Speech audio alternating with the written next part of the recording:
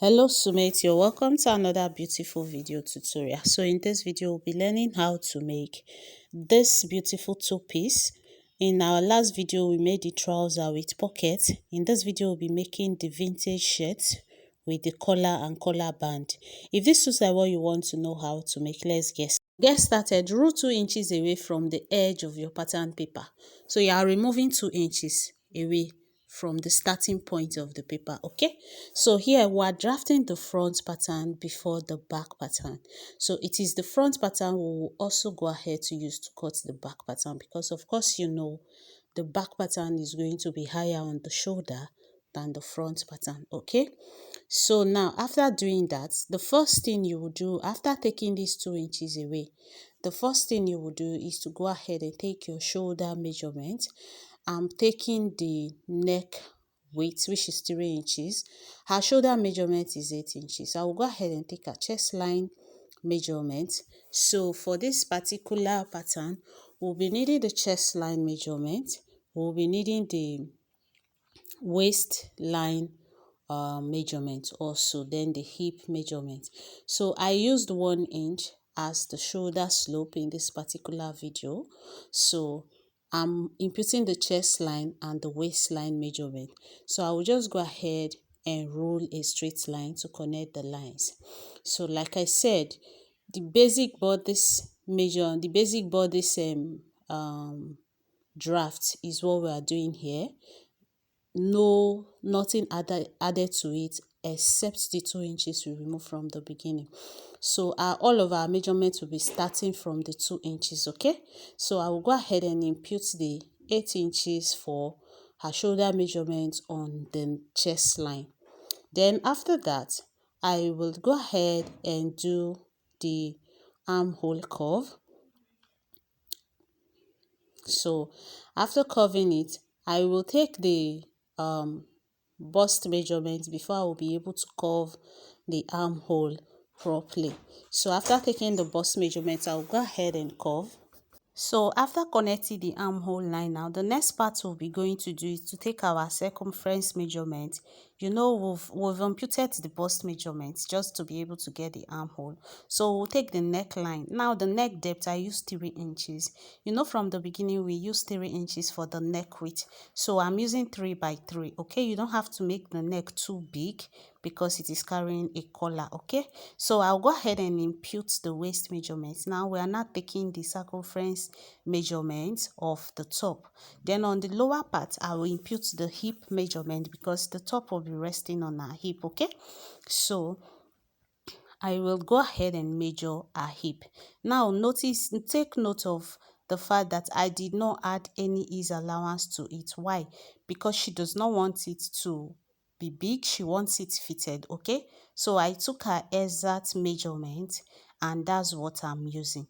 So the only thing I'll be adding to it is the seam allowance. Okay, I didn't add any other ease allowance aside the seam allowance. So I'm adding 1.5. If you're used to my video, you know I use 1.5 for my seam allowance. So I will just go ahead and add 1.5 all through from the chest line to the hip line, which is the hem of the top, and connect with my ruler. I'll just connect the seam allowance together, which is the 1.5. Okay, so that is that about that. So like this now, the front pattern is ready.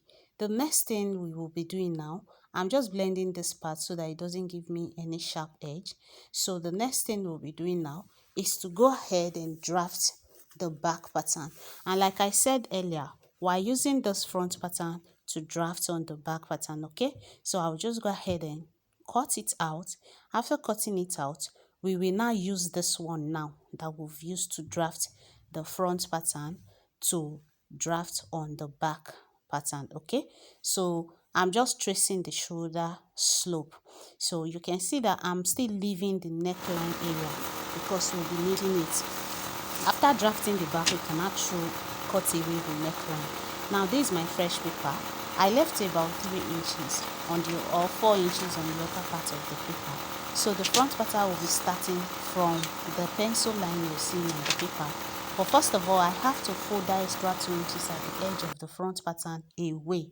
Okay, you have to fold it away because the back is not carrying button and buttonhole, so we don't need that.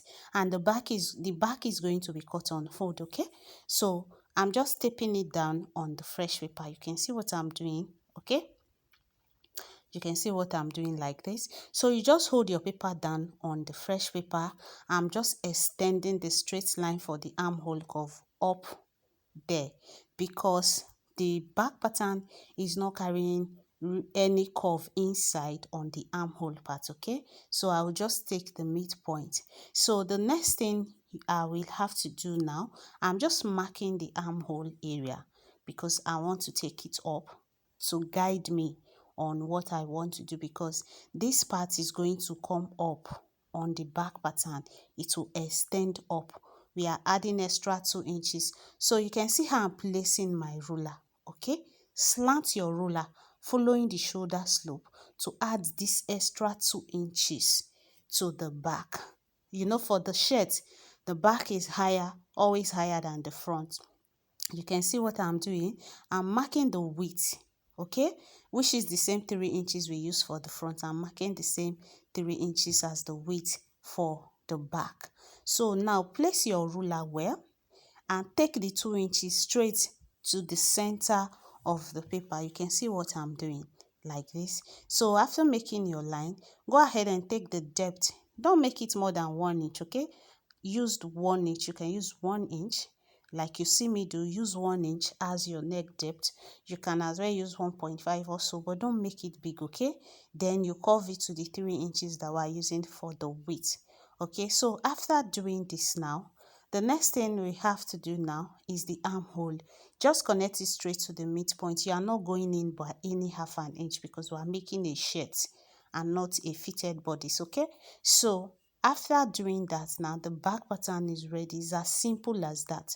With your front pattern, the back pattern is very easy to make. So you take note of what we've just done now because that's the major work for the back pattern. Okay, so after doing this next thing now, she wanted a curve at the lower part of the shirt. Okay, so we are going to make that curve at the lower part of the shirt. So what I will do, I will use my curve ruler. Then from the edge of the paper, I will come in by 2.5 of an inch. Okay, so if you want it very curvy, you can go higher than that. If you don't want to do any curve, you don't have to do this part. Okay, so I'll just connect it and blend it along like so. Then I'll trim it out.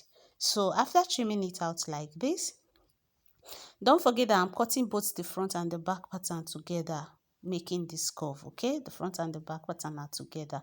So like this now, the front and the back pattern of this shirt is ready. So now I have to cut the neckline for the front away. Okay, so you can see what I'm doing. So like this now, we are completely done with the pattern.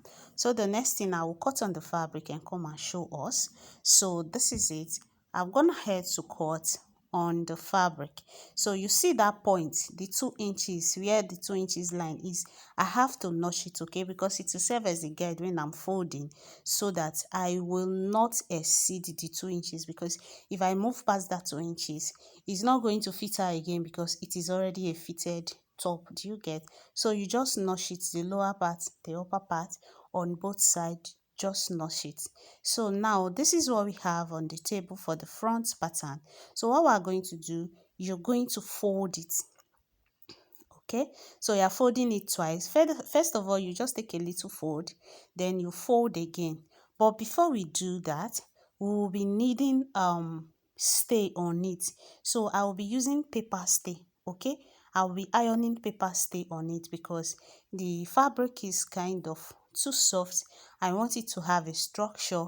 Some people use hard stay on theirs, but this particular fabric, using any strong stay is not going to be nice on it. Okay, so I just wanted to give the effect of the vintage tops, the vintage shirt.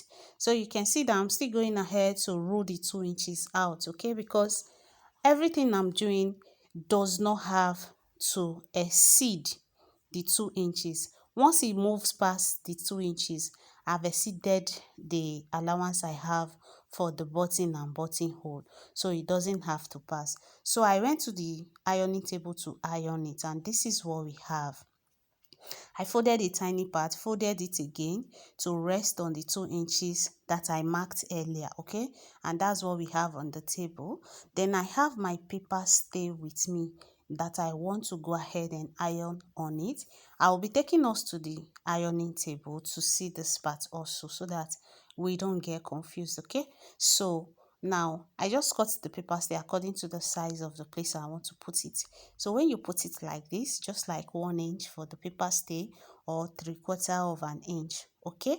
So now the edge of the fabric, I have already folded it. Then you fold it on top again. Can you see? So you have to iron it first so that it will be easier for you to work on, okay? So you can see what I'm doing. You can see I'm arranging the paper stay on it, then I'm folding the fabric on it. So here is the ironing table. I will go ahead and iron it, iron the paper stay on it. The same thing I'm doing for this side of the fabric, I will repeat it for the other side of the fabric. I will repeat it for the other side of the fabric also, okay? So you can see what I'm doing. It's just so that the edge of the fabric is not too soft.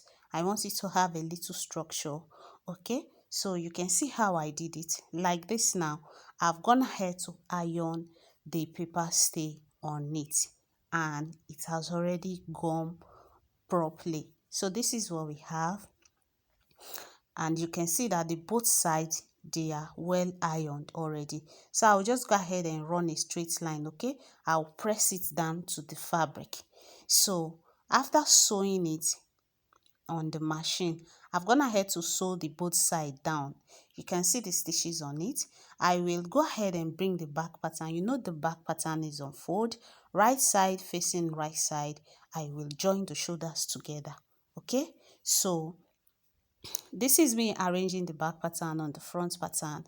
I will go to the sewing machine, join the both shoulders and join the sides also, okay? So after joining the side, the next thing is to fix the collar.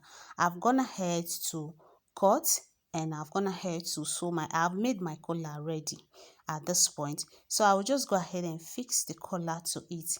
If you've not seen a video on how I fix this collar, go to the video link will be in the description box. I did not attach it to this video because it will be too long, and I didn't want to rush us, okay? I do not want to rush us because I want it to be detailed enough for everybody to understand it, so that I will not rush it. That's why I did add it. So this is me attaching the collar. First of all, I will open the collar, sew only one part of it first, okay? So now that I've sewn only one part of the collar, now I'll go ahead and remove all the pins I use in pinning the collar to the shirt, okay? So like I said, this collar video is step by step. I explained everything as I was cutting it. I didn't even make a voiceover for it, so there is no how you will not understand it. Go and watch the video. You will see how I made this collar and collar band very easily. So now the next thing, now I will push the joining, the first joining that we've made. Now I'll push it inside. You can see what I'm doing. I will push it inside, then I will continue with my pin. I will pin it all the way through to the end. So as I'm pushing the stitches inside, I'm folding the other part on top of the stitches, okay? I'll be folding it on top. So this other one will be covering the other stitches, okay? So you can see how I'm pushing it, and I'm folding this one on top of it. So you will continue like that until you're done pinning it to the end. Then you go straight to your sewing machine and sew. So after sewing it, this is the final outcome of the shirt. So the next thing I will do now is to go ahead and attach my sleeve. So after that, I'll go ahead and attach the sleeve. I use the normal basic sleeve pattern to cut the sleeve. So I'll go ahead and attach it, then hem it. Then I will just go and give it to a tailor around me to put the button and buttonholes, because I don't have the buttonhole machine. Okay, so like this, we've come to the end of the video, and the outcome was what you saw at the beginning of the video. Okay, so I hope you find this video helpful. Don't forget to share, like, and subscribe. Bye.